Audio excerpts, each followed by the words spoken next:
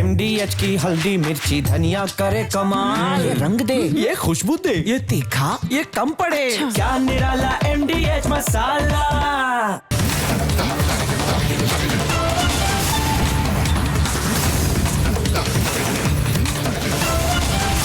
पूछता है भारत को प्रेजेंटिंग MDH सुपर हींग को powered by symphony, Meghdoot, Kia Seltos, bank of Maharashtra.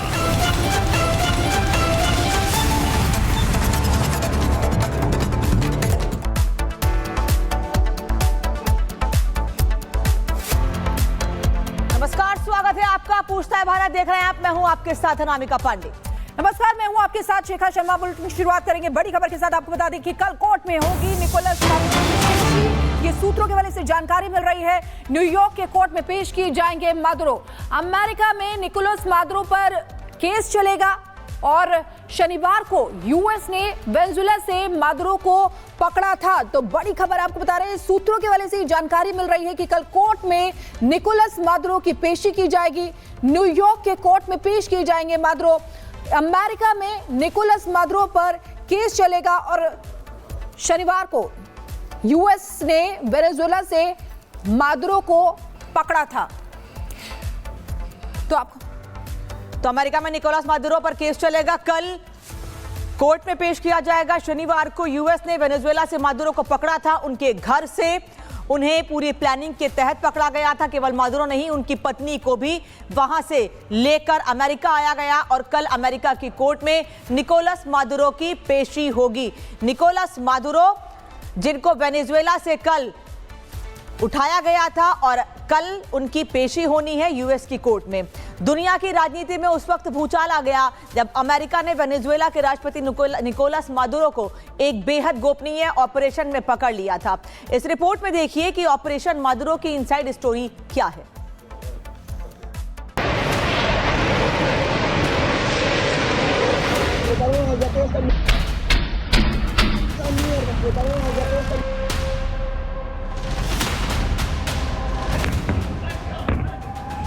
रात 1 बजे के बाद वेनेजुएला में धमाके शुरू हुए। राजधानी काराकास में कई जगह पर ब्लास्ट ने सिग्नल दे दिया कि अमेरिका अब घुसने वाला है और फिर नजर आए अमेरिका के वो हेलीकॉप्टर्स जो ट्रंप के सबसे खतरनाक ऑपरेशन को अंजाम देने के लिए वेनेजुएला भेजे गए। अमेरिका के डेल्टा फोर्स के कमांडो चिनूक और ब्लैक हेलीकॉप्टर के जरिए लॉन्च किए गए। टारगेट था वेनेजुएला की राजधानी काराकास और मिशन था वहां के राष्ट्रपति निकोलस मादुरो को अपने कब्जे में लेना।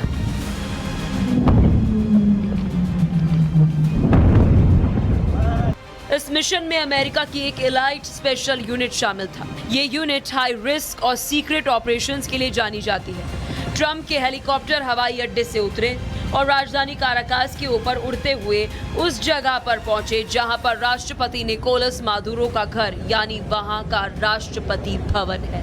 अमेरिका की डेल्टा फोर्स ने ऑपरेशन पूरा करते हुए उस जगह पहुंचना शुरू किया जहां निकोलस मादुरो मौजूद थे। ऑपरेशन को डेल्टा फोर्स ने पूरा कैसे किया वो आपको बताते हैं। ऑपरेशन से ठीक पहले काराकास के बड़े हिस्से में अचानक बिजली गुल हो गई। CIA के मुखबिर ने सटीक लोकेशन की जानकारी लीक की। राष्ट्रपति निकोलस मादुरो भागने की कोशिश करने लगे, लेकिन दरवाजा बंद करने से पहले ही कमांडोज ने निकोलस मादुरो को दबोच लिया और इस पूरे ऑपरेशन को ट्रंप ने व्हाइट हाउस से लाइव देखा। महज 3 घंटे के इस ऑपरेशन में ही वेनेजुएला की सेना ने सरेंडर कर दिया। इस खुफिया ऑपरेशन में 150 से ज्यादा लड़ाकू विमानों का इस्तेमाल किया गया। बताया ये गया कि इस मिशन के लिए महीने से रिहर्सल्स भी चल रही थी। अमेरिका की डेल्टा फोर्स ने राष्ट्रपति निकोलस मादुरो और उनकी पत्नी को अपने कब्जे में लिया और फौरन अमेरिका की ये फोर्स वापस अपने अड्डे की तरफ बढ़ चली। डेल्टा फोर्स और निकोलस मादुरो के साथ हेलीकॉप्टर के सीक्रेट अड्डे की तरफ बढ़े। तब तक दुनिया को मालूम नहीं था आखिर वेनेजुएला में हुआ क्या, जबकि मादुरो और उनकी पत्नी ट्रंप के कब्जे में आ चुके थे। राष्ट्रपति निकोलस मादुरो को उठाने के बाद अमेरिका के राष्ट्रपति ट्रंप ने प्रेस कॉन्फ्रेंस कर इसकी जानकारी दी और बताया क्यों उन्होंने ये कदम उठाया। The oil business, we're going to sell it to them. We're not going to say we're not going to give it to them. In other words, we'll be selling oil, probably in much larger doses because they couldn't produce very much because their infrastructure was so bad. We're going to have our very large United States oil companies, the biggest anywhere in the world, go in, spend billions of dollars. इन सब के बाद white house की तरफ से एक video भी जारी किया और बताया कि ये पूरा मिशन क्यों और कैसे पूरा किया गया।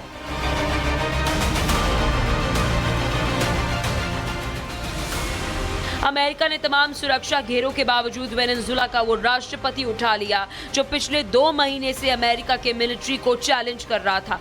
हैरानी की बात यह है कि वैश्विक और अमेरिकन कानूनों ने भी दूसरे मुल्कों के राष्ट्राध्यक्षों के साथ इस तरह के बर्ताव को गैर कानूनी माना गया। फिर ट्रंप ने सब कानूनों को ताक पर रखकर इस तरह का ऑपरेशन करने की हिमाकत कैसे की? वेनेजुएला में युद्ध को लेकर आशंका जताई जा रही थी, तो क्या अब यही से वर्ल्ड वॉर की शुरुआत होगी? Bureau report, Republic Bharat. और हमारे साथ हमारा गेस्ट पैनल जुड़ गया है। डिफेंस एक्सपर्ट हमारे साथ कर्नल शैलेंद्र सर हैं। सर बहुत बहुत स्वागत है आपका रिपब्लिक भारत में। वहीं हमारे साथ दीप्ति तनेजा फॉरेन एक्सपर्ट भी हमारे साथ जुड़ गए हैं। शैलेंद्र सर, आपके पास आते हुए, ये जो हुआ है उसने सभी को चौंका दिया है, लेकिन अमेरिका की इकोनॉमी पर शॉर्ट टर्म और लॉन्ग टर्म इफेक्ट्स अगर देखें तो क्या हो सकते हैं? जय हिंद, नमस्कार। देखिए, ना केवल यूएस की शॉर्ट टर्म और लॉन्ग टर्म इकोनॉमी पर फर्क आएगा, पूरी दुनिया पर फर्क आने वाला है। क्योंकि अब तक लोगों का बिलीफ ये था कि शायद यूएस एक हाई मॉरल वैल्यूज के ऊपर सिर्फ ड्रग रिलेटेड मर्डरों को हटाना चाहते हैं, वहां पर एक नया प्रेसिडेंट लाना चाहते हैं जो उनके हिसाब से प्ले अप करे, कुछ करे वगैरह वगैरह। बट यहां तो अब वो क्लैरिटी के साथ बोल रहे हैं कि अब हम ऑयल का बिजनेस करेंगे, हमारी कंपनियां वहां आएंगी। ये 2 चीजें जैसे ही हो रही हैं, इसका मतलब उस देश को आप अमेरिका ही क्यों नहीं बोलते? वेनेजुएला तो अब स्टेट हो गया एक, अब वो अपने आप में कंट्री तो रहा ही नहीं। क्योंकि अगर उसकी पूरी, और मैं तो कह रहा हूं अगर उसको वो पूरा टेक ओवर कर लें तो उसकी सारी लाइबिलिटीज भी आपके ऊपर आएंगी। आप क्या बात कर रहे हैं कि तेल से रिलेटेड, अब ड्रग्स की बात नहीं हो रही। ड्रग्स कहां चले गए? ये बिल्कुल एग्जैक्टली वही वाली बात है कि इराक में वो वेपन्स ऑफ मास डिस्ट्रक्शन है, घुस गए और वहां जाके देखा कि वहां कुछ नहीं मिला। आप हर जगह, इवन आपने अफगानिस्तान में भी यही किया, सब जगह आप यही कर रहे हैं। सो ज्यादा बड़ी बात यह, जब आप कहती हैं कि क्या फर्क पड़ेगा, इसमें कोई शक नहीं है, बहुत बड़ा फर्क पड़ेगा। पता है क्यों? क्योंकि ये वो वाले ऑयल रिजर्व हैं जिससे दुनिया अफेक्ट होती है। दुनिया में उनका एक से आएगा, इसके ऊपर कंट्रोल आएगा। बिजनेस तो वो करेंगे ही करेंगे, बट किसको देना है, किसको नहीं देना है, ऑयल प्राइसेस के अंदर वो खेल कर पाएंगे पूरी दुनिया के अंदर। सो डेफिनेटली मेरे हिसाब से अगर एक बड़े परसेंटेज के तौर पर देखा जाए, there will be 100% difference and enhancement in the economy of USA. ठीक है सर, वापस लौटेंगे और प्रोफेसर तनेजा भी हमारे साथ लगातार जुड़ी हैं। ये बड़ी खबर आकर प्रोफेसर तनेजा आपके पास आऊंगी, रिएक्शन इस खबर पे लूंगी आपसे। कोलंबिया ने अपनी सीमा पर सुरक्षा बढ़ा दी है। कोलंबिया ने बॉर्डर पर कई टैंक तैनात कर दिए हैं। तो क्या कोलंबिया को भी डर है कि अमेरिका या दूसरे देश इसको लेकर कोई बड़े कदम उठा सकते हैं? क्योंकि अमेरिका जिस तरह से दूसरे देशों को दबाने की कोशिश कर रहा है, फिर चाहे वेनेजुएला हो या ईरान को जिस तरह से धमकियां अमेरिका की ओर से दी जा रही हैं, तो कोलंबिया को किससे डर है? सिर्फ यूएस से या किसी और देश से? प्रोफेसर तनेजा, क्या लगता है कोलंबिया ने बॉर्डर पर टैंक तैनात किए हैं, किस वजह से? अमेरिका से ही डर है सर?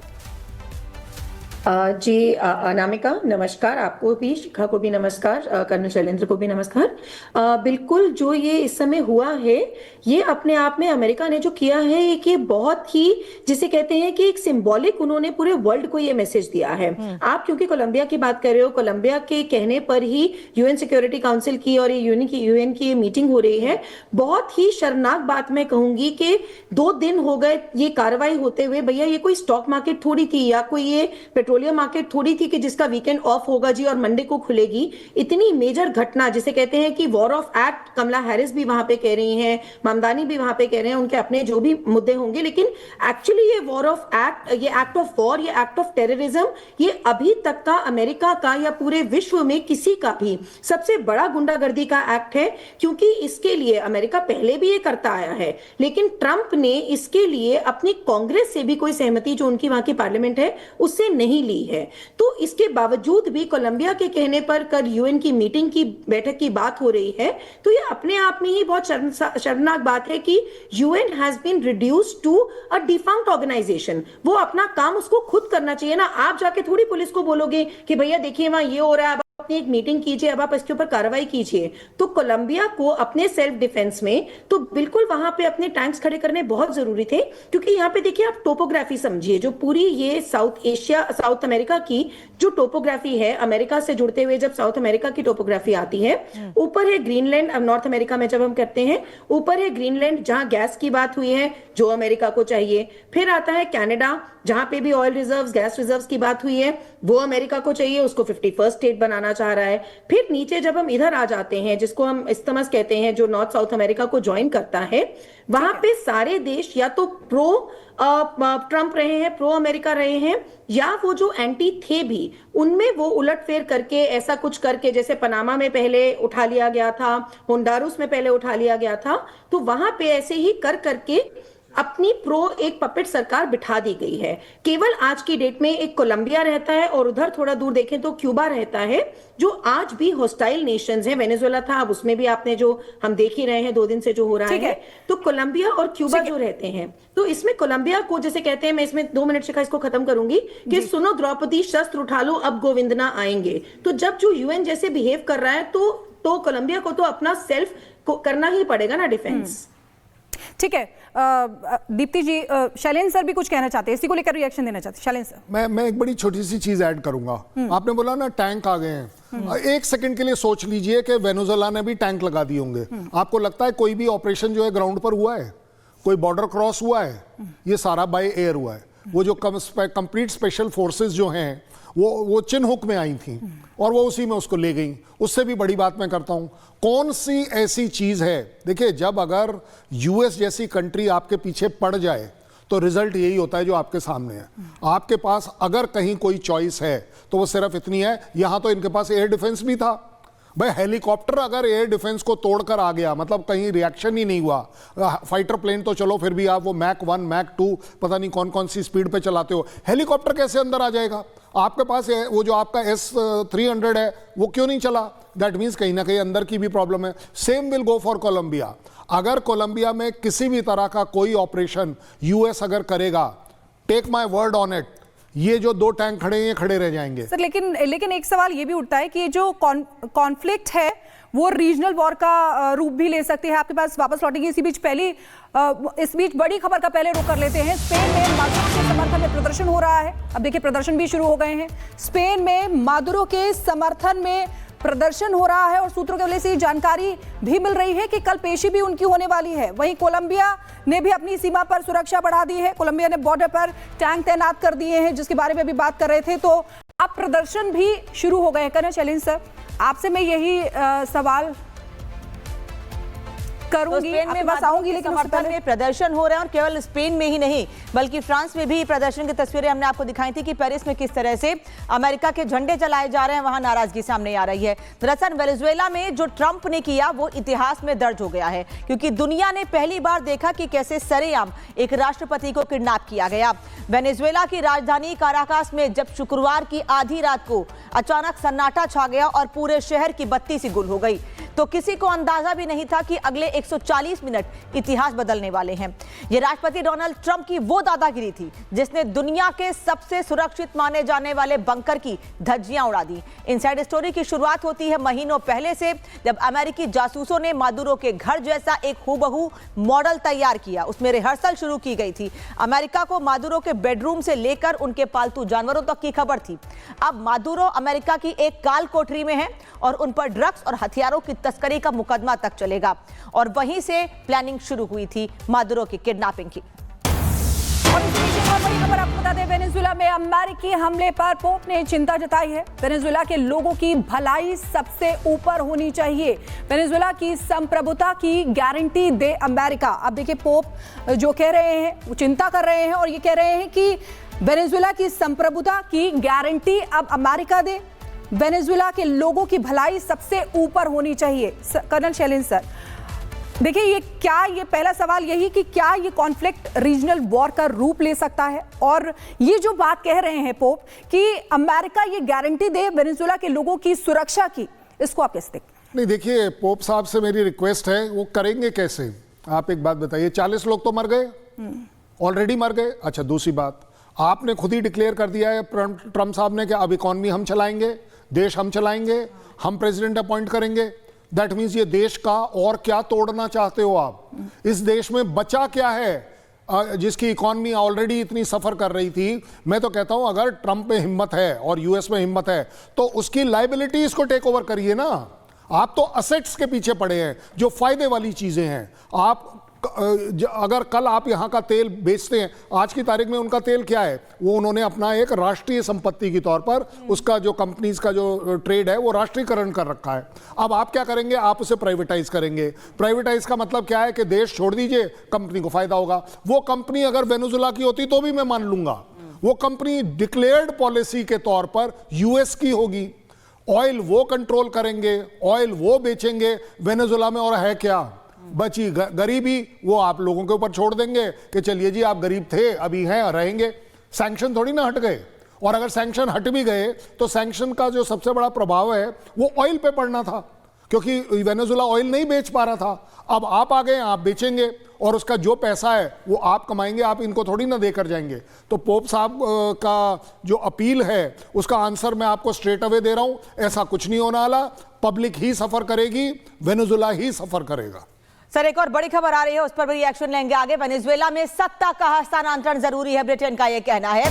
वेनेजुएला के लोगों को सौंपी जाए सत्ता, ब्रिटेन भी हस्तक्षेप कर रहा है। सत्ता का शांतिपूर्ण हस्तांतरण जरूरी है, ब्रिटेन का यह कहना है। यानी अब पावर शिफ्ट करने की बात भी कही जा रही है। दूसरे देश को यह कहता है कि अमेरिका वेनेजुएला के लोगों के हितों की रक्षा करे, उनके हितों को लेकर कदम उठाए। वहीं ब्रिटेन का यह कहना है कि वहां पावर शिफ्ट भी होना चाहिए, वेनेजुएला के लोगों को सत्ता सौंपी जाए। यानी क्या लोग मिलकर वहां की सत्ता चलाएंगे? किसी एक व्यक्ति को तो पावर देनी होगी जो वहां के विकास के लिए काम कर सके। क्योंकि प्रोफेसर तनेजा, जो बात अभी कर्नल सिंह ने कही है, मैं उसी को आगे बढ़ाऊंगी कि आप वहां की लायबिलिटीज को नहीं, वहां का जो ऑलरेडी डेवलपमेंट का सहारा है, वहां विकास के लिए आगे बढ़ने के जो एक जरिया है वो है वहां का क्रूड ऑयल।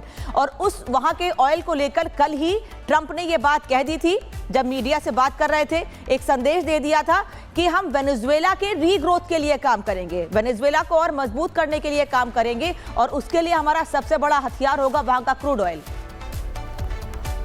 बिल्कुल अनामिका, कि जैसे देखिए अब लंदन का क्या है, यूके का हमेशा स्टैंड, इंग्लैंड का स्टैंड हमेशा प्रो अमेरिका ही रहा है और प्रो अमेरिका ही रहेगा।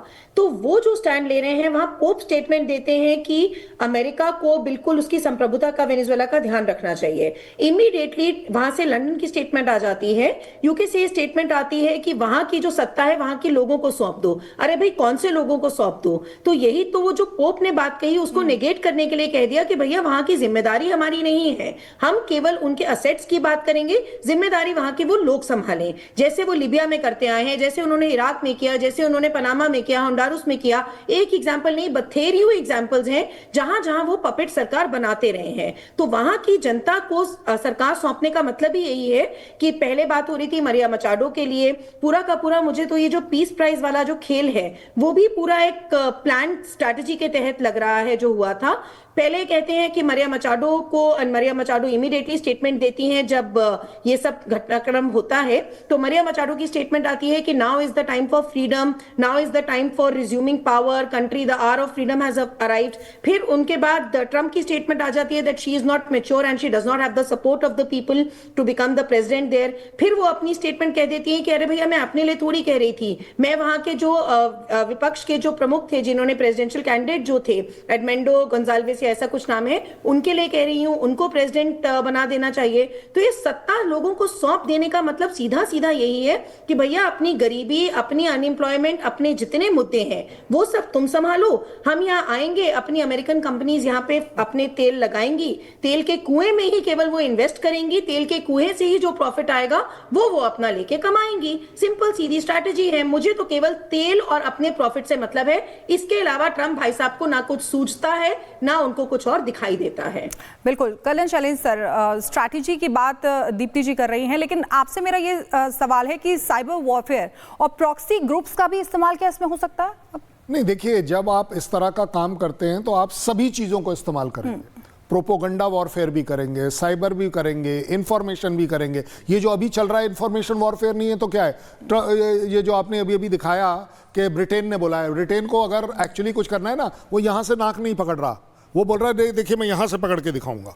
देखिए मैं कोशिश कर रहा हूं कि लोगों के पास या जो उस कंट्री की पावर है उस कंट्री को वापस मिली जाए। भाई सीधे क्यों नहीं बोलते? आप तो यूएस के साथ चलते हो हर चीज में, आपको क्या प्रॉब्लम है? स्थानांतरण क्या करोगे? स्थानांतरण एक डिक्लेयर आप बढ़िया देखिए, उनकी जो उपराष्ट्रपति मैडम है उनको उनके सुप्रीम कोर्ट ने राष्ट्रपति अपॉइंट किया।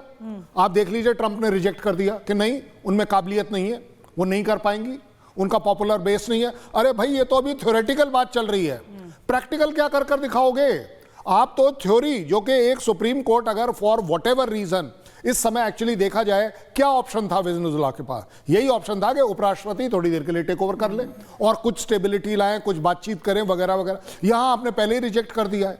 सो अगर आप देखें यूएस बड़ी क्लैरिटी से काम कर रहा है एंड ट्रम्प जैसे ही लोग हैं वो बड़बोलेपन में ये सब बोल भी पा रहे हैं कि नहीं जी हम तो सिर्फ ट्रेड करेंगे, हम तो ऑयल करेंगे, अब कहीं कोई बात ड्रग्स से रिलेटेड आ नहीं रही, लोगों की राइट्स के बारे में कोई बात नहीं आ रही।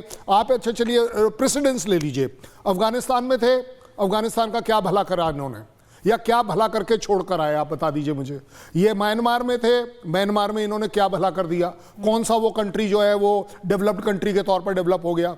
ये लूट करते हैं और लूट का यहां पर जो फॉर्मूला है क्लियर है, privatisation of oil.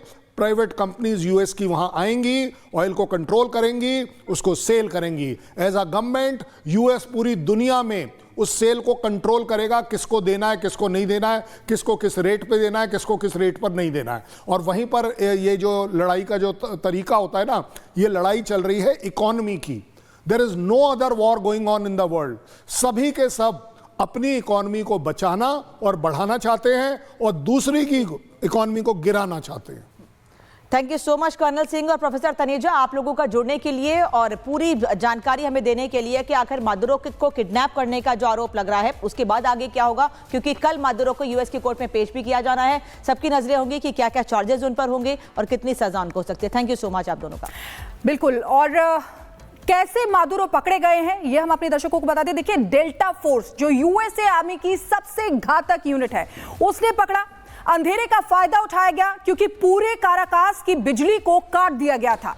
Location track की गई, सीआईए मुखबिर ने सटीक लोकेशन लीक की। वहीं स्टील का दरवाजा, आपको बता दें कि मादुरो सेफ हाउस में घुसने की कोशिश कर रहे थे, यानी कि स्टील के दरवाजे की तरफ भाग रहे थे। स्टील का दरवाजा बंद करने से पहले ही कमांडोज ने उनको दबोच लिया। आपको बता दें कि लाइव कवरेज जो हो रही थी, ट्रंप ने पूरे ऑपरेशन को व्हाइट हाउस से लाइव देखा। हवाई हमला किया गया, ऑपरेशन में 150 से ज्यादा लड़ाकू विमानों का इस्तेमाल किया गया। लंबी तैयारी की गई थी, इस मिशन के लिए महीनों से रिहर्सल चल रही थी। एक रिपोर्ट भी इसी से जुड़ी आपको दिखाते हैं।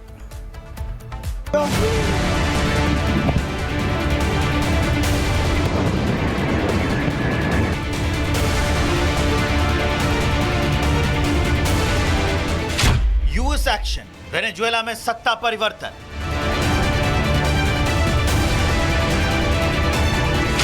हाथों में हथकड़ी, थम्स अप का इशारा। मादुरो का अब क्या होगा? हथकड़ी पहना हुआ यह शख्स कोई आम इंसान नहीं है, बल्कि वेनेजुएला के राष्ट्रपति निकोलस मादुरो हैं। नीले रंग की जैकेट, हाथों में हथकड़ी और लंगड़ाते हुए मादुरो न्यूयॉर्क के Stuart air national guard base पर नजर आए। बता दें कि वेनेजुएला के राष्ट्रपति निकोलस मादुरो और उनकी पत्नी सीलिया फ्लोरेस को आधी रात अमेरिका लाया गया। अमेरिकी राष्ट्रपति डोनाल्ड ट्रंप ने अमेरिकी युद्धपोत पर बंधक की तरह कैद निकोलस मादुरो की तस्वीर भी जारी की। इसमें वेनेजुएला के राष्ट्रपति मादुरो के हाथों में हथकड़ी और उनकी आंखों पर पट्टी बंधी हुई थी। इस तस्वीर में 63 साल के मादुरो ग्रे स्वेटशर्ट और स्वेट पैंट पहने नजर आ रहे हैं। बड़े हेडफोन लगाए हुए एक प्लास्टिक की पानी की बोतल पकड़े हुए देखे। इस तस्वीर में एक राष्ट्रपति की हालत देखकर किसी को भी धक्का लग सकता है। मादुरो और उनकी पत्नी को बेस पर बने हैंगर में रखा गया, जहां उनकी मेडिकल जांच की गई। इसके बाद मादुरो को न्यूयॉर्क सिटी के मैनहट्टन ले जाया गया, जहां पर ड्रग एनफोर्समेंट एडमिनिस्ट्रेशन यानी DEA कार्यालय का एक वीडियो सामने आया, जिसमें निकोलस मादुरो अमेरिकी अधिकारियों को हैप्पी न्यू ईयर कहते दिखाई दिए। बता दें कि मादुरो को DEA ऑफिस में कानूनी औपचारिकताएं पूरी करने के लिए लाया गया था। पूछताछ और दस्तावेजी प्रक्रिया के बाद उन्हें ब्रुकलिन में मेट्रोपॉलिटन डिटेंशन सेंटर भेज दिया गया। अगले हफ्ते मैनहट्टन के संघीय अदालत में मादुरो के खिलाफ ड्रग तस्करी और हथियारों से जुड़े मामलों में पेशी होनी है। इस बीच वेनेजुएला की सुप्रीम कोर्ट ने बड़ा आदेश जारी किया। वेनेजुएला की सुप्रीम कोर्ट ने उपराष्ट्रपति डेल्सी रोड्रिग्स को अंतरिम राष्ट्रपति बनाने का आदेश दिया है। कोर्ट के आदेश के मुताबिक मादुरो की अनुपस्थिति में देश की प्रशासनिक और संवैधानिक जिम्मेदारी अब डेल्सी रोड्रिगेज संभालेंगे। सरकार का कहना है कि यह फैसला राष्ट्रीय स्थिरता बनाए रखने के लिए लिया गया है। अमेरिका ने शनिवार तड़के वेनेजुएला पर हमला किया था। इस दौरान राष्ट्रपति निकोलस मादुरो एक मिलिट्री बेस में सो रहे थे। इसी बीच अमेरिकी सैनिकों ने वेनेजुएला के राष्ट्रपति मादुरो और उनकी पत्नी को बेडरूम से घसीटकर बाहर निकाला और अपने कब्जे में ले लिया। सबसे बड़ा सवाल यही है, क्या ये सिर्फ एक अस्थायी व्यवस्था है या वाकई वेनेजुएला में सत्ता की तस्वीर बदलने वाली? फिलहाल मादुरो हिरासत में है। डेल्सी रोड्रिगेज कार्यवाहक राष्ट्रपति की कुर्सी पर बैठ चुकी हैं और वेनेजुएला एक ऐसे मोड़ पर खड़ा है जहां आने वाले कुछ घंटे और दिन देश की दिशा तय कर सकते हैं। Bureau report, Republic Bharat. America ने वेनेजुएला पर हमला किया और राष्ट्रपति मादुरो को उनकी पत्नी के साथ उठा लिया। रातों रात दोनों को बंधक बनाकर काराकास में अमेरिका लाया गया और अब इस कार्रवाई पर यूक्रेन के राष्ट्रपति जेलेंस्की ने बड़ा बयान दिया है। उन्होंने कहा है कि अगर मादुरो पकड़ा जा सकता है तो पुतिन क्यों नहीं।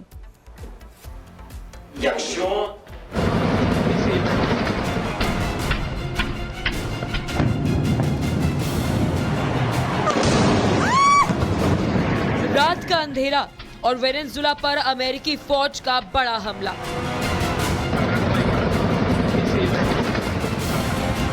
ये तस्वीरें किसी हॉलीवुड फिल्म की नहीं है, ये अमेरिका का वेनेजुएला पर लाइव एक्शन है। अमेरिका के डेल्टा फोर्स ने वेनेजुएला की राजधानी काराकास समेत कई शहरों पर बड़ा सैन्य हमला किया। इसी ऑपरेशन में वेनेजुएला के राष्ट्रपति निकोलस मादुरो को उनकी पत्नी सीलिया फ्लोरेस के साथ गिरफ्तार कर लिया गया। मादुरो को सीधे कड़ी सुरक्षा के बीच न्यूयॉर्क लाया गया। उन्हें डिटेंशन सेंटर में रखा गया और जहां उन पर नार्को टेररिज्म और ड्रग तस्करी का केस चलेगा। इस पूरी घटना के बाद दुनिया की सियासत में भूचाल आ गया। सबसे तीखी प्रतिक्रिया आई यूक्रेन के राष्ट्रपति व्लादिमीर जेलेंस्की की तरफ से। जेलेंस्की ने सीधे सीधे कहा, तानाशाहों के साथ ऐसा किया जा सकता है तो अमेरिका को पता है कि आगे क्या करना है। जेलेंस्की का इशारा सीधे सीधे रशिया के राष्ट्रपति व्लादिमीर पुतिन की ओर था। यूक्रेन और रशिया के बीच लंबे समय से युद्ध चल रहा है। हजारों लोग मारे जा चुके हैं। इस जंग में अमेरिका यूक्रेन का सबसे बड़ा समर्थक रहा। ऐसे में जेलेंस्की का बयान ट्रंप प्रशासन पर सीधा दबाव माना जा रहा है। ऐसे में सवाल है, क्या ट्रंप में पुतिन को अगवा करने की हिम्मत है? क्या अमेरिका में रशिया पर सीधा हमला करने का दम है? जवाब शायद खुद अमेरिका की नीति में छिपा है। इतिहास गवाह है, अमेरिका हमेशा कमजोर देशों पर ही ताकत दिखाता रहा है। इराक हो, लीबिया हो, अफगानिस्तान हो या फिर वेनेजुएला। लेकिन रशिया और चीन जैसे देशों के सामने अमेरिकी हिम्मत अक्सर बयानबाजी तक ही सीमित रह जाती है, क्योंकि ट्रंप ये बहुत अच्छे से जानते हैं कि पुतिन मादुरो नहीं है। Bureau report, Republic Bharat. अमेरिकी राष्ट्रपति डोनाल्ड ट्रंप का वेनेजुएला पर हमला करना और उसके बाद वहां के राष्ट्रपति निकोलस मादुरो और उनकी पत्नी को अगवा कर लेना उन्हीं को भारी पड़ रहा है। सिर्फ दुनिया ही नहीं बल्कि खुद अमेरिका में ट्रंप का विरोध शुरू हो गया है। न्यूयॉर्क के मेयर जोहरान ममदानी ने ट्रंप की इस कार्रवाई को एक्ट ऑफ वॉर बताया है। देखिए रिपोर्ट।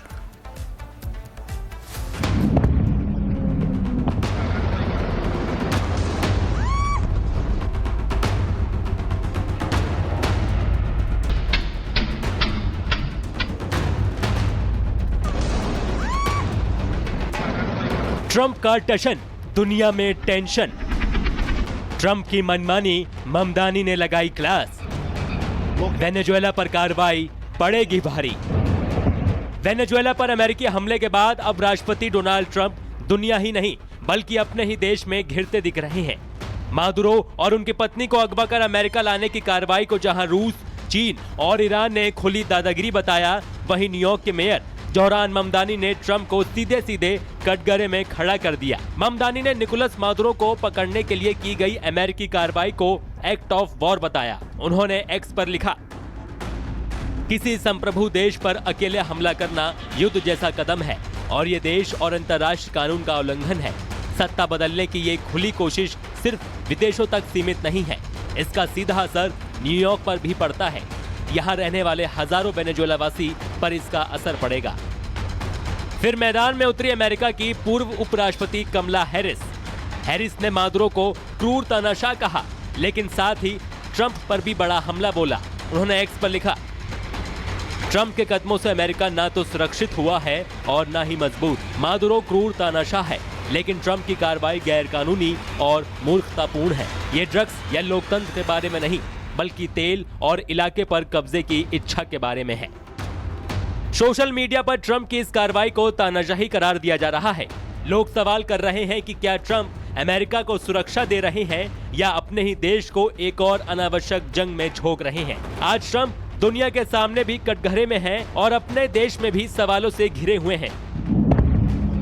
ऐसे में ट्रंप की दादागिरी वाली ये राजनीति उल्टा खुद उन पर भारी पड़ती दिख रही है।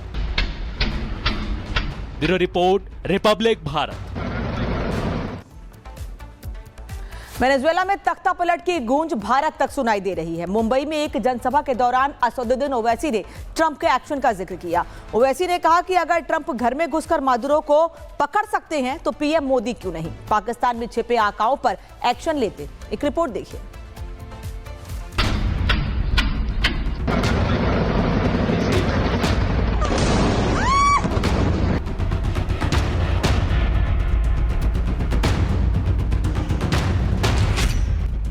कहीं पर निगाहें, कहीं पर निशाना।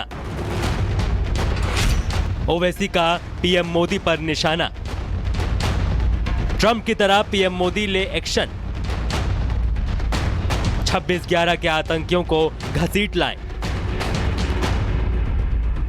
मुंबई महानगर पालिका चुनाव को कुछ दिन बचे हैं। सभी पार्टियां जी जान लगाकर चुनाव प्रचार में जुटी हैं। इसी बीच ओवैसी ने ऐसा सियासी छौका लगाया जिसकी महक दिल्ली तक पहुंच गई। महाराष्ट्र में चुनाव और बात वेनेजुएला की। बीती रोज मुंबई में एक जनसभा के दौरान ओवैसी ने मादुरो के तख्तापलट का जिक्र किया।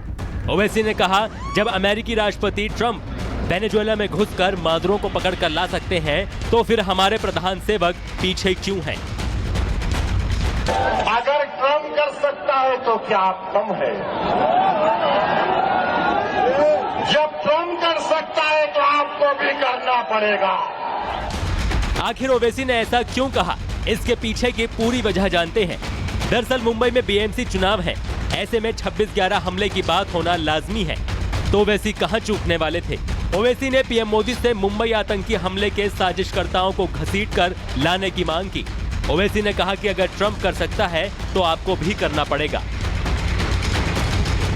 जब ट्रंप अपनी फौज को भिजाकर वेनेजुएला से कदमी को उठा सकता है, मोदी जी हम आपको कह रहे हैं, आप पाकिस्तान में भिजाकर जो मुंबई की सड़कों पर साजिश करने वाले 9/11 के जालिम लोग हैं, चाहे वो मसूद अजहर हो या फिर लश्कर तैयबा का वो जालिम शैतान हो, मोदी जी 56 इंच का सीना है तो भिजाकर उठाकर लाओ।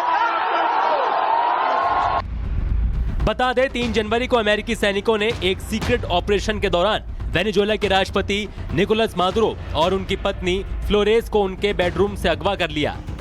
दोनों को अमेरिका लाया गया। गिरफ्तारी के बाद मादुरो की तस्वीर भी सामने आई। मादुरो नीले रंग की जैकेट और ग्रे कलर के नाइट सूट में थे। उनके दोनों हाथों में हथकड़ी लगी हुई थी। आंखों पर काले रंग का चश्मा और हेडफोन लगाए हुए थे। इस दौरान वो लंगड़ाते हुए भी दिखाई दिए। फिलहाल मादुरो अमेरिकी न्याय विभाग की कस्टडी में है। अमेरिकी प्रशासन का कहना है कि मादुरो को ड्रग और हथियार तस्करी के आरोप में गिरफ्तार किया गया है। मैनहट्टन की फेडरल कोर्ट में उनके खिलाफ मुकदमा चलाया जाएगा। कानूनी कार्रवाई के दौरान मादुरो को ब्रुकलिन के मेट्रोपॉलिटन डिटेंशन सेंटर में रखा जाएगा। ट्रंप का यह भी कहना है कि हालात स्थिर होने तक वेनेजुएला की कमान अमेरिका के हाथों में रहेगी। फिलहाल वेनेजुएला के सुप्रीम कोर्ट के आदेश पर उपराष्ट्रपति डेल्सी रोड्रिग्स को अंतरिम राष्ट्रपति बनाया गया है। जो जाहिर तौर पर अमेरिकी संरक्षण में कार्यभार संभालेंगे। बहरहाल चुनावी मौसम में ओवैसी मादुरो की आड़ में सियासी रोटियां सेक रहे हैं। वोट बटोरने के लिए ओवैसी मुंबई हमले के गुनहगारों पर एक्शन की मांग कर रहे हैं, लेकिन ओवैसी को ऑपरेशन सिंदूर नहीं भूलना चाहिए। ओवैसी को नहीं भूलना चाहिए ऑपरेशन सिंदूर के दौरान कैसे भारतीय सेना ने पाकिस्तान के अंदर घुसकर आतंकी और सैन्य ठिकानों को नेस्तनाबूद किया था। कैसे पाकिस्तानी हुकूमत चंद दिनों में घुटनों पर गिरकर भारत से रहम की भीख मांगने लगी थी। Bureau report, Republic Bharat. और आगे बढ़ते हैं, राजधानी दिल्ली में 2 युवकों ने रील बनाते हुए एक युवक पर चाकुओं से हमला कर दिया, जिससे वो गंभीर रूप से घायल हो गया। वारदात के बाद दिल्ली में दहशत का माहौल है। एक रिपोर्ट आपको दिखाते हैं।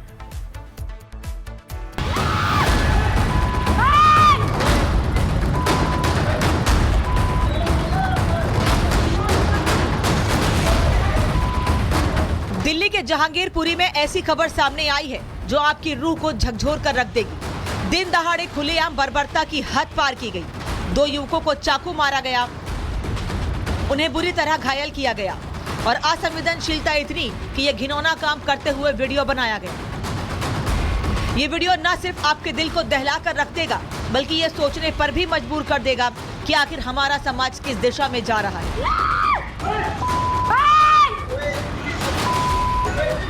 रोती बिलखती 18 साल की विमल की मां है। अपने बेटे को बुरी तरह से घायल बिस्तर पर पड़ा देखकर विमल की मां की बस एक ही गुहार है कि उन्हें इंसाफ चाहिए। बस इंसाफ चाहिए। हॉस्पिटल से फोन आया कर तुम विमल की मम्मी हो? मैंने बोला हाँ। करा जल्दी आ जाओ, तुम्हारे लड़के का चक्कू लगी है। इतना ही बात हुई तो हॉस्पिटल वालों से, बस और कुछ नहीं बात हुई। विमल अपने घर का जिम्मेदार बेटा था। आर्थिक तंगी के कारण 12वीं के बाद अपनी पढ़ाई छोड़ परिवार की मदद के लिए नौकरी करने लगा था। उसकी कमाई से घर खर्च चलता था, लेकिन आज वो अस्पताल में जिंदगी और मौत के बीच झूल रहा है। और उसकी वजह है सौरभ, जिसने जुल्म और बेदर्दी की हर इंतहा पार कर दी। आरोपी सौरभ के बेखौफ इरादे देखिए। उसे कानून का कोई डर नहीं है। वो घटना को अंजाम देने से पहले वीडियो बनाता है कि हम 2 मर्डर कर चुके हैं और एक और मर्डर करना बाकी है। यानी यह कोई तैश में आकर अंजाम दी गई वारदात नहीं है। यह एक सोची समझी प्लानिंग के तहत अपराध किया गया है। 2 मर्डर मार दिए भाई, 2 मर्डर मार दिए, तीसरा मर्डर मारने बाकी है। देंगे के लोगों में फंस गया। ये एक सोची समझी प्लानिंग के तहत किया गया अपराध है। सौरभ और उसके दोस्तों की दहशतगर्दी देखिए। चाकूबाजी से पहले ही नहीं, बाद में भी वीडियो बनाया। भीड़ के बीच खुले आसमान के नीचे चाकू मारते हुए बनाया गया ये वीडियो सौरभ और उसके 3 साथियों के बेरहम इरादे और कानून व्यवस्था पर सवाल खड़े करता है। ये वीडियो किसी भी आम इंसान के अंदर डर पैदा करने के लिए काफी है।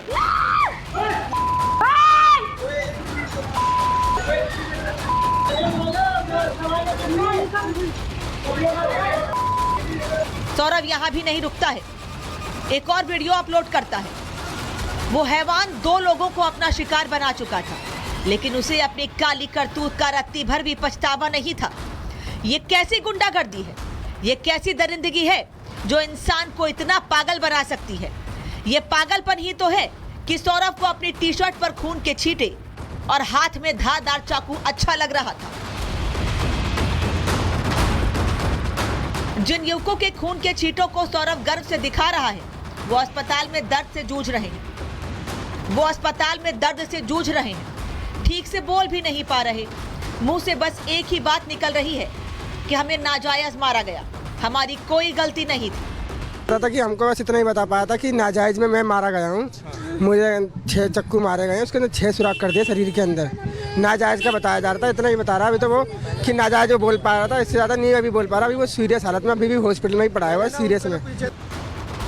सोचिए, खुलेआम भीड़ के सामने 2 युवकों को मारा जाता है।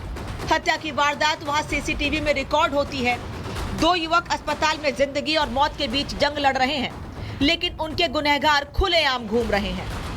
विमल और आशु पे जो थे इसी जगह पे लगातार चाकू से हमला कर रहे थे। आसपास जो है यहाँ पे सीसीटीवी कैमरे लगे हुए हैं। ये पूरी घटना जो है सीसीटीवी कैमरे में रिकॉर्ड हो चुकी है। पुलिस जो है इन्हीं सीसीटीवी फुटेज के आधार पे फॉरवर्ड और बैकवर्ड रूट जो है लड़कों का वो ट्रैक किया जा रहा है, जिससे ये पता चल सके कि आखिरकार चारों लड़के जो है वारदात को अंजाम देने के बाद कहाँ पर भागे थे। पुलिस जांच में जुटी है, आरोपियों की पहचान हो गई है, लेकिन स्थानीय लोग पुलिस पर लापरवाही का आरोप लगा रहे हैं। अभी कुछ नहीं कर रही है, ना तो वो हमारे घर पे आई एक बारी भी, ना हमसे कोई पूछा-गछी करी है, ना कुछ भी नहीं करा हमसे उन लोगों ने, पुलिस वालों ने।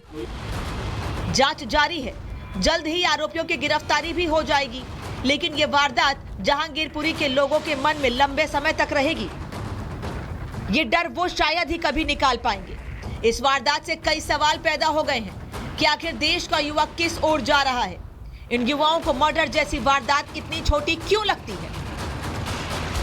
इन युवाओं को मर्डर जैसी वारदात इतनी छोटी क्यों लगती है? और दहशतगर्दी क्राइम इनके लिए गर्व की बात क्यों है? Bureau report, Republic Bharat. बढ़ते आगे, योगी राज में अवैध कब्जे की कोई जगह नहीं है। संभल में आज वही हुआ। प्रशासन ने ग्राम पंचायत की करीब 2.5 बीघा जमीन पर बने अवैध मदरसे और दुकानों पर बुलडोजर की कार्रवाई की है। इस बुलडोजर कार्रवाई की तस्वीरें सामने आई है। ये 3 तस्वीरें इस वक्त आपको दिखा रहे हैं। अवैध मस्जिद, जहां प्रशासन की कार्रवाई से पहले ही लोगों ने सरकार की जमीन पर बनी मस्जिद को धराशायी कर दिया। लोगों ने खुद इस मस्जिद पर हथौड़े चलाए। दूसरी तस्वीर, आज दोपहर में मदरसे को ध्वस्त किया गया। और तीसरी तस्वीर आपको दिखा रहे हैं कि एक और अवैध मस्जिद कैसे गिराई गई है। आज एक दिन में संभल में ही ये 3 बड़ी कार्रवाई हुई है। पहले अवैध मस्जिद ध्वस्त की गई, फिर मदरसा, और उसके बाद फिर एक और जगह अवैध कब्जे पर कार्रवाई की गई है। दुकानों पर, जो दुकान इलीगल तरीके से बनी हुई थी संभल में, उन पर भी एक्शन लिया गया है, उन पर भी ये कार्रवाई की गई है। तो कुल मिलाकर आज संभल में 3 बड़ी कार्रवाई हुई है, जो ये बताने के लिए काफी है कि उत्तर प्रदेश में कहीं पर भी अगर अवैध रूप से कब्जा किया जाएगा तो बुलडोजर की कार्रवाई इसी तरीके से होगी। संभल में इसके पहले भी कई जगहों पर अवैध निर्माण पर कार्रवाई की गई है और आज एक दिन में 3 कार्रवाई। जतिन इस वक्त संभल से साथ में जुड़ रहे हैं। जतिन, आज एक दिन में 3 बड़ी कार्रवाई संभल में की गई है और आगे भी ये कहा गया है जो अवैध निर्माण होगा चिन्हित करके कार्रवाई की जाएगी।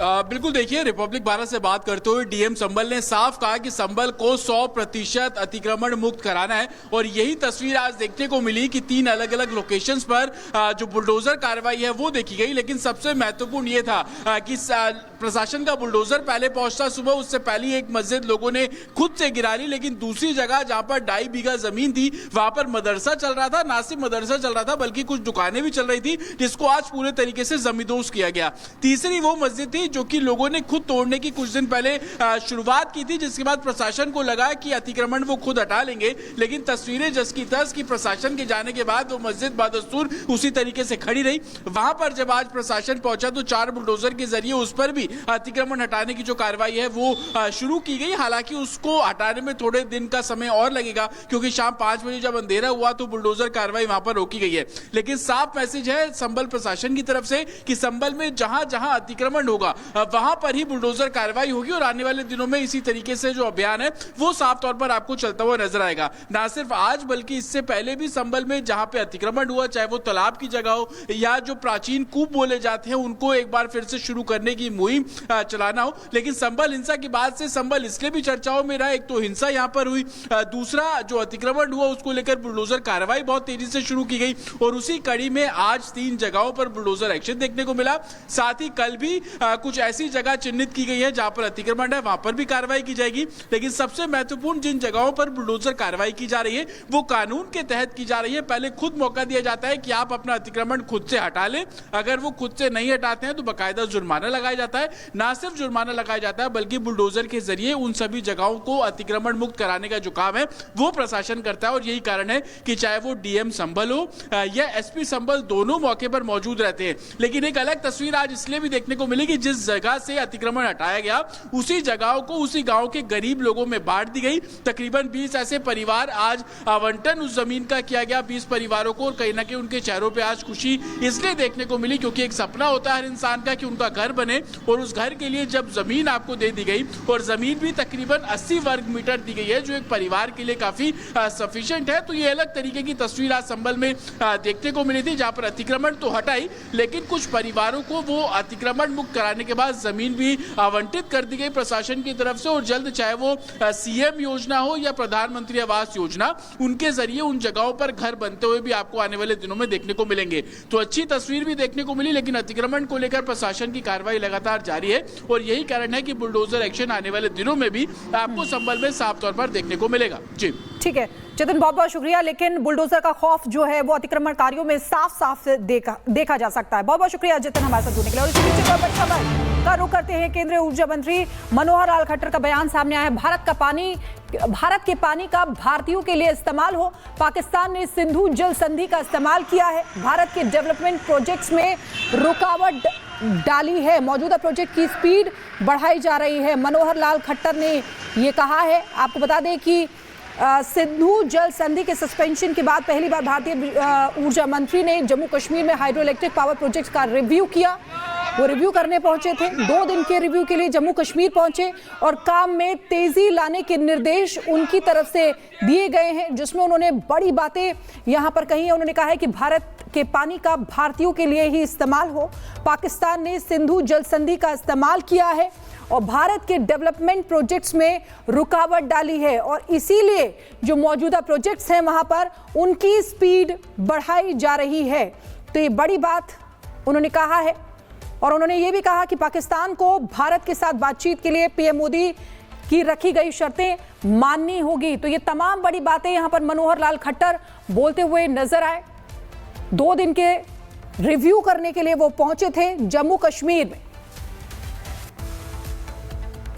पावर मिनिस्टर मनोहर लाल खट्टर किश्तवाड़ के दौरे पर हैं, बात करने के लिए हमारे साथ मौजूद हैं। सर, आप 2 दिवसीय किश्तवाड़ दौरे पर हैं। बेहद महत्वपूर्ण दौरा ये इसलिए भी है क्योंकि आप उन प्रोजेक्ट्स को रिव्यू करेंगे जो कि हाइड्रो इलेक्ट्रिक पावर प्रोजेक्ट्स हैं और बहुत ज्यादा महत्वपूर्ण है। सर, किस तरह से जो है आपने कुछ आज रिव्यू भी किया, कल भी रिव्यू करेंगे? सर देखिए, 2 दिन के लिए मैं जम्मू कश्मीर के दौरे पर आया हूँ। खास करके एनएचपीसी के जो हमारे प्रोजेक्ट चल रहे हैं उन सबको देखना है मुझे, और उसमें से आज कुछ प्रोजेक्ट्स मैंने देखे हैं। सलाल 1 सलाल 2 में देख के आया हूँ। सावलकोट का भी एरियल सर्वे मैंने किया है और अभी किश्तवाड़ में आने के बाद रतले का प्रोजेक्ट जिसका फिलिंग का काम शुरू हुआ है, जिसको शुरू कराया गया है, कल भी ऐसे ही 2-3 प्रोजेक्ट में किश्तवाड़ में जो चुनाव के ऊपर बन रहे हैं उनका भ्रमण करूंगा। और मुझे संतोष है इस बात का कि कितनी ही कठिनाइयां होने के बावजूद भी यहाँ कंपनियों ने काम शुरू कर दिया है और इसमें इन सब कंपनियों के लोगों को, इनके अधिकारियों को, इनके टेक्नीशियंस को, यहाँ के वर्कर्स को, सबको मैं शुभकामना और बधाई देता हूँ और आशा करता हूँ कि समय पर ये काम को पूरा करें ताकि बनने वाली पावर जो है